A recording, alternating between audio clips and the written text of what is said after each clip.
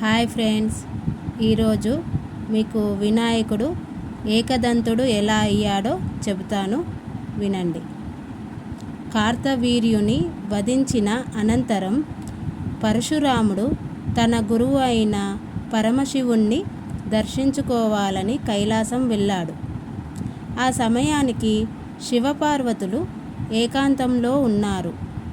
బయట కాపలా కాస్తున్న గణపతి పరశురాముణ్ణి ఇప్పుడు లోపలికి వెళ్ళడానికి వీలుపడదని నివారించాడు. పరమేశ్వరుని దర్శించుకోకుండా అడ్డగించడానికి ఎవడివి అంటూ పరశురాముడు ధిక్కరించాడు.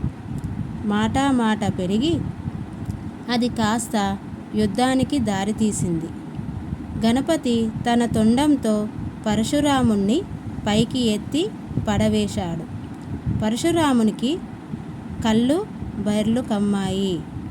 ఆగ్రహించిన పరశురాముడు తన చేతిలోని గండ్రగొడ్డలిని గణపతిపై ప్రయోగించడంతో ఒక దంతం ఊడిపడింది.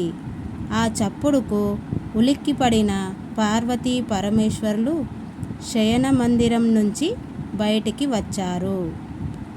నెత్తురోడుతున్న బాల గణపతిని ఎత్తుకొని పార్వతి పరశురాముణ్ణి మందలించింది.